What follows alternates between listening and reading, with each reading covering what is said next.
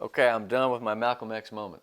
I just read a biography of him by Manning Marable, written in 2011, right before the author died.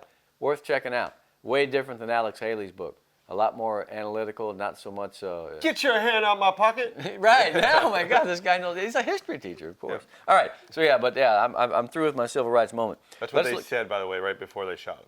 So, yeah. And 1965 at the Audubon Ballroom. Yeah. Okay. So see, when you get two hysterical historicals together, it's not so good. Our histrionics are amazing.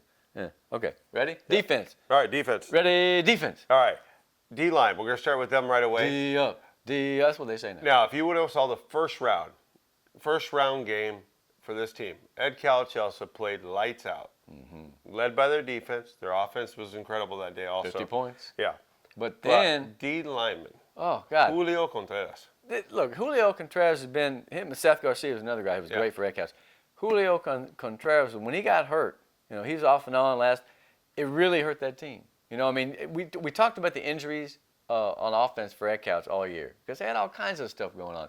But when some of those cats on defense were hurt, that really pained them because Julio's a veteran, man. That guy, and Ed Couch has had a ton of good defenders. Mm-hmm. When Coach Ravela was there, when Solis was there, they just had some great players. Yeah. And to me, this guy was one of them, and they had a bunch of guys on defense. That we're going to talk about a little later. Noe Rodriguez was great. I mean, that defense I think ended up 220 something per game. And that defensive goal line stand against Somerset. I mean, you have to have some Ed Couch defenders on there because they went 3D. Yeah. Come on, man, And this guy's awesome. He's been awesome for a couple of years. Yeah. Now, from Donna, we have George Ibarra. If you watch a Donna game, you would have saw him all over the field. Oh, my God. They had some great defenders. They really did. And a bunch of guys who had a bunch of tackles. Noe Pettis was a defensive back, had 104. But this guy, he was a force. He was the one guy on that defense that I felt like was going to break through and cause something bad to happen for the other team. He had that one game where he had 3 sacks. Then he had a late play against somebody, I can't remember, maybe it was Mercedes, when he practically won the game with a bull rush. But he wasn't just a bull rusher. He was quick, too, like that kid. And it's weird to see a defensive lineman with number 6, but that's okay. I kept thinking of Dr. J. You know what I mean? Yeah.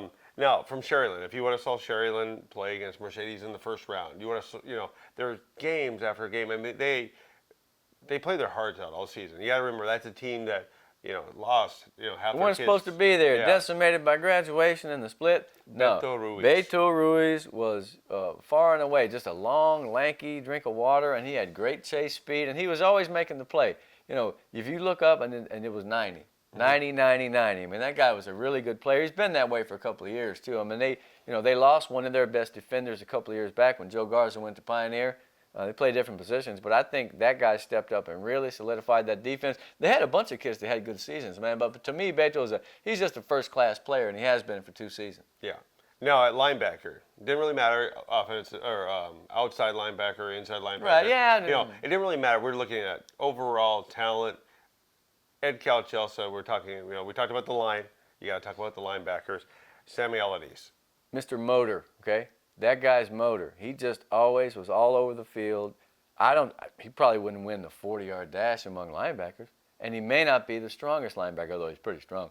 But his motor, his will, his desire, he was just constantly going. He was kind of like Beto Ruiz. You'd always see 55. He's like a Datwin. Indeed. Somebody you don't Rockport full. Yeah, somebody you don't think is going to nail you, and he just comes always, out there. Always, man. Gosh, I mean, rock rib linebacker, but good speed, good aggression. No, he's, whenever I saw him play, he made a ton of plays. He just stood out from the crowd, really did. Yeah. 2 years worth. Yeah. Now, we aren't going 5A centric, but when you got talent, you go to the talent. Yeah. From Mission Vet, Hugo Cabrera. Look, man, that fire plug could just knock you dead. Oh my God, I think at 44, he was a, I don't know, 5'6". Yeah. But built and strong, and he's one of the guys I think pound for pound was the strongest kid I saw this year. He would just grab you and you were just down. Mm-hmm. Oh my God, he was good, and he had that kind of little edge to him too. He didn't necessarily care for the team he was playing against. No, I thought he was great. He had 140-something tackles. Second year in a row, he's just been all over the field, man. He would just stun you, take you down, and you weren't getting away. Yeah. Period. Now, San Benito, awesome. Great linebackers again. Right, but not huge guys, man. No, not huge, just fast, cover ground, and they lay out. Richard Moreno. Well, this guy looked like a strong safety, but he played like a linebacker. He must have had 140-something tackles, man. He was amazing. They had a bunch of good kids in that defense. They had some size up front, good linebackers. He's a guy, and I think the theme of the defense here is that when you go to see these guys play, who's making all the tackles? Moreno makes a ton of tackles. He was just incredible, and he'll be back next year from what I understand. Yeah. That's crazy. That's not fair. They need to get rid of him. He's too good. Yeah. 42. Now, from Mercedes, I mean, you don't get much tougher. Fabricio Quintanilla. He's another guy who, if you look at him physically, what is this guy, a rover? No, he played at an end. He played an outside linebacker. Look, you don't know what position Fabricio played because he was too quick to see. That dude was a blur, man. There was no better speed rusher. He reminds me of that kid Adonis Juarez from Mission a couple years ago. Remember him? Yeah. Super fast, man. And just an eye and a knack for getting there in a hurry. He scared the heck out of teams. He ruined more teams' offensive game plans than anybody in the Valley, man. He was unbelievable. Yeah. I mean, here's the thing against Sherryland. In the playoffs, he kept getting close. He kept getting close. And I knew he was finally going to do it. He'd get his hand on the arm and then just And that shows you how good, man, he was. Campos playing in that game because Quintanilla was all over him, man, but he stepped up a couple of times. And I'll tell you what, that was a great football game.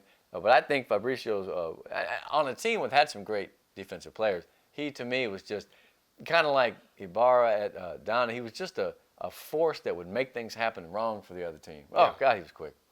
Now, moving to DBs, for Mission Vets, Kevin?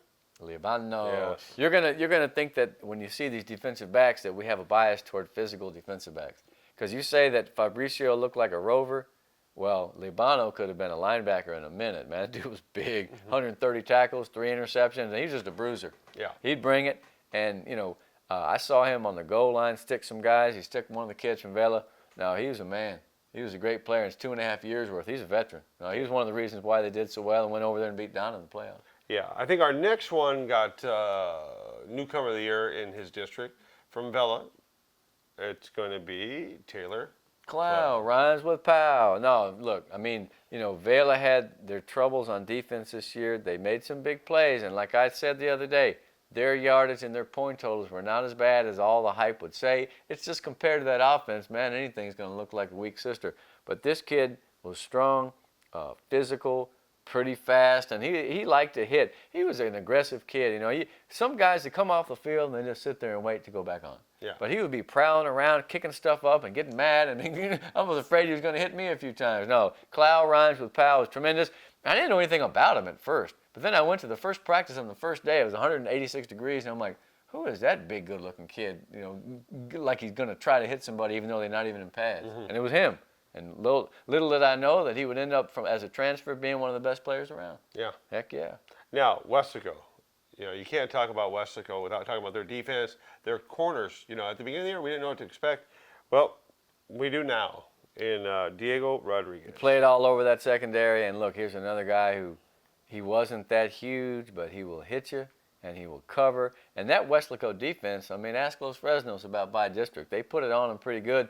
I thought Diego was physically and athletically one of the best defenders in the Valley, man. I mean, he would come from way far away to knock you for a loop. No, he was great, and he also could get up there and take the ball away from you, too, in the secondary.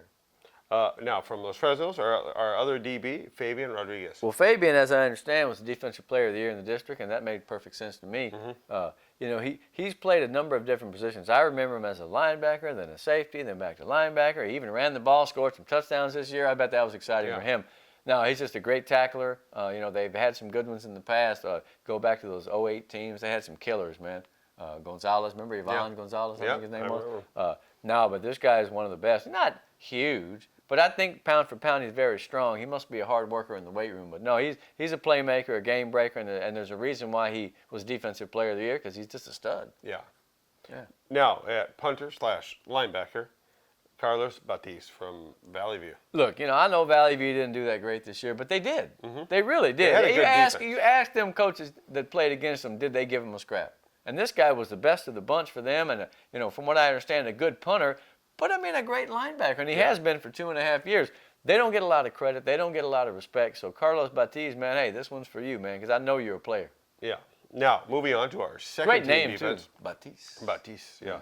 Our second team defense. Okay. It's a dang good group, isn't it? We're going to start with this one now. Hold on. All right, Greg. Moving on. We just Moving finished on. the first team defense. Let's move to the second team defense. Now we have some. My phone's going off. I know, yeah, I'm knocking stuff over. All right. Look, it must be time to end the season because we're making all kinds of foul ups, bleeps, and blunders. That's okay. We're having fun. It don't matter. You'll notice too because our face will be like from here and then move back or Or- stuff like that. But defensive lineman. All right. PSA North. Matt Garza. When I saw the kid, and he played offense too, because on PSA North team they made great use. The coaches did of the two platoon guys. He's a big, long, tall kid that was very rangy, caught a bunch of balls and made a bunch of plays. I just felt like he was all around a very good player, man. And I think he's one of the reasons that the Raiders were able to be one of those teams that faced adversity and came out the other side. There are a handful of guys who really led that team, and I felt like his charisma and leadership was part of the deal. And from Rio Hondo, Albert Magallanes. I don't think there's a more talented guy that we've had, in a couple of years on that level, at the 4A level. Their defense was good. Mr. Mendoza, the junior down there, was outstanding. They had some injuries. Here's the thing. They had some injuries early on. Their great linebacker ended up playing quarterback and linebacker, so he had to have a big year. Yeah. And you needed him. And if you look at Rio Hondo's stats, man, I mean, gee whiz, they were giving people nothing. Their average was like 106 midway through, 120-something. I think it ended up 150, 170. I mean, they had to play some really good teams, and they fared well. But Magallanes was a good, tall kid. He was another guy that from the edge could make a lot of things happen. One of many kids on that defense. That's one of the top 5 units in the Valley. They should all be proud of the fact that we picked one of their cats. Yeah. Or Bobcats in this fact. In this case. Yeah. Now from McAllen Memorial, Ricky Miner at DL at defensive line. Ricky Miner was an all-potential guy last year. They were telling us, a sophomore, he's big, he's mean, he's going to be good. They were right. Yeah. Oh, man, this year he really came of age. I think he went from 70 to 90. He changed his number. Or maybe, 70, 90. Made 7 sacks, had a ton of tackles, was very active in the games that I saw him. For a big kid, he must be 260 or 70 at least. No, he came of age, and he's got another year. I expect him to be a candidate for Defensive Player of the Year next year. He gets in the weight room and continues to work on his speed and hips. For a big guy, he moves. Absolutely. And he was a marauding force on that line all year, and that was a pretty good group. Yeah. Now, LaFerrier had some really good defensive players. Yes, they did. Okay, at linebacker, Ricky Cantu. Randy. Did I say Randy Ricky? Cantu. You're thinking of the Lavia running back. Oh, yeah. Remember? Yeah. Or the Lavia coach. Yeah, There were 2 different Randy Cantu. Yeah. Randy Cantu, I just angled it up. Randy Cantu. He was this guy who, when you looked at him on the sidelines, you were scared of him because it's 4A, and he was a big boy, man. He was quick. He was a hard hitter, very good speed, and again, a leader on the team. He was hurt for part of the year. See, LaFerrier had some injuries, and though all those kids that were hurt came back at the right time, and they formed into the nucleus that won that playoff and won the district championship. And I thought he was the most impressive specimen. Him and Brandon on offense, those are 2 guys that you could put them anywhere in the Valley and they'd be stars. I promise you, 6A, 5A, 1A, it don't matter. Yeah. Randy Cantu, another number 6, by the way. Yeah. And from Pioneer at linebacker, Joe Garza. We should make it the all Fireplug team. We could put Cabrera on there, and we could put some other guys. Look, this guy, man, golly, I think technique-wise, he may be the best there is, right? Because he's 5'6", about 200. He's strong as a bull, but his tackling technique and the angles that he takes and the aggression that he uses. No, Joe Garza is amazing, man. Oh, God. And everybody knew it, okay? He didn't get a lot of credit because, Pioneer, second-year team, this and that. No, man, they all knew who the leader of that group was, and the coaches in the district know that guy was special, man. No, I just thought he was very fundamentally sound, and, man, he was strong, too, like Ugo. When he grabbed you, like I said, when he hit you, you stayed hit. you stayed down, yeah. From McAllen Memorial, Sam Hinojosa. Hey, that's my all-personality team right there. He's a cool kid, and I'll tell you why in a minute. An outrageous amount of tackles, I think 168, 26 tackles for loss. Rangy, speedy. He could come from being out of position to make the play because he was such a good athlete. And here's what I like about him. He had, I mentioned the story where I said that Jared Garza, I believe, Jared Garza's that counts. Anyway, Jared Luna. Lotta. I'll get it sooner or later. Yeah. Was a middle linebacker.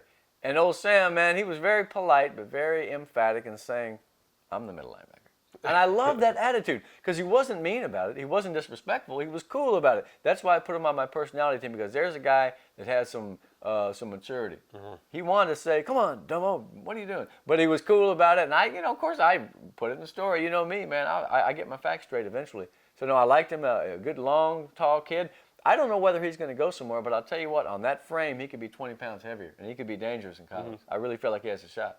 Yeah. Now, moving on to DBs, PSA North, all the stuff they went through this year, they had one of the best DBs. They did, and punt returner Raudel Alvarez, and I think he's coming back. See, this second group of defensive backs is probably more of a cover group than the first. The first were just some killers, like Libano. Libano was a killer, man. He's great. But this Raudel, man, gosh, I mean, very deft, very fleet, and he must have knocked down, I've seen him play twice, like 8 balls. He was all over the place, man, at 25, and as a punt returner, phenomenal. Loved him. Yeah. Now, if you got to see Harlingen's run into the playoffs, Charlie Moreno. Look, there were a lot of good guys on that defense. There were 6 or 8 guys who were really close in town, okay, including Travis Barnes and Sam. But this guy just seemed to make the big play. He was Manny's type of player because he didn't have to ask him twice to come to the party. You know what I'm saying? Robert at corner was great. They had some great players. But this guy with a blocked field goal or a fumble forced, he wasn't a dominant physical guy. But he was just a great football player. Yeah. And he was the kind of guy that Coach Gomez likes because he plays the psychology. He gets kids fired up. He didn't have to, like I said, he didn't have to tell Charlie. He has it in the family genes, man. He's a great player. I loved him to death. You don't have to be statistically dominant to be on this team. You just have to really know how to play. And he did, really. Yeah. Now, from Roma, we've got J.J. Pena. Oh, that guy's very skilled. They had Escoto. They had Pena. They had look, Roma was not a fluke, and we know that now. They were an 8-win team. They had their share of adversity when Espinoza went down. But I thought that those guys on defense and linebacker in the middle, Jerry, those guys held it together. And Pena, man, I mean, he don't have a lot of numbers. But again, there's a guy who just knows how to play, and he's going to do something right. He and Escoto, I think, ended up playing some offense as well because Roma was forced to go a little double duty. And that team is that team's been special the last couple of years, and this kid's one of the best they got. Promise you. Yeah. Now, you and I were at the Pioneer Rio game. Fun game. And there was a goal line stand, and this is when we first got to see this kid. And it was incredible because he just kept laying the wood over and over. 4 tackles in a row, or 3.5. 3.5, yeah. You got some help. Yeah, Kevin Garcia from Rio. Kevin Garcia, and look, let me tell you, also a tremendous punter. I mean, I don't even know, if he had really practiced it that much because he just took the ball, laid it on his foot, and just hammered it, wham, No, he was a tremendous player. Here's the thing. That team was scrappy. That team had its moments. I felt like their linebackers were as good as anybody's in the Valley. They had the quarterback got going, Jason Pettis. But this guy was just, you go to a game and you see one guy who dominates for a series and you just like, and he had like 15 tackles in the game. But no, I remember we were all like, no way is this the same guy doing it play after play against a Pioneer team that they had some players. And they're going to be, believe me, they're going to be even better next year. But Kevin Garcia is a special player, and boy, I was glad I was there to see that. Yeah, he was a wrecking ball. He 44, he would just go man. There, bam, bam, bam. It was incredible. Great stuff. Now, our returner DB is John Mendoza from Edinburgh North. Look, anybody who's among the state leaders in picks, and I'll tell you a thing, and I think he had 11. He'd come up and hit you too. Team had the troubles this year. They almost made it. They didn't. They're going to make it next year, I think. John Mendoza, man, gee whiz, he's one of those guys who, remember a couple of years ago when we had that epidemic of kids not catching punts? Yes. Okay. Well, this year we had a bunch of guys who would, and this guy was one of the best. He had the timing to come up and grab the punt. He always got positive yards. He must have had, 10 or 12 returns past midfield. I mean, he set that team up and enabled them to score a good amount of points, which they did. Now, John Mendoza, and there's been a long line of Edinburgh North backs. Okay, they've had 6 or 8 guys over the past 10 or 12 years, a couple of All-Staters too. So, no, he filled the bill at safety real well, did John Mendoza. I'm proud of the year he had. Yeah. Well, those are our first and second team defense. When we come back, we'll give you our almost. We're going to give you the almost made. Which probably is kind of like a third team because there's a bunch of guys that need mentioning, and then we're going to get to the good stuff. Yes. Or the other good stuff. Yes, we're going to get the top part right here. Yeah, the top part. We went backwards like the Academy Awards, right? Yeah. All right, okay. All right, we'll be right back.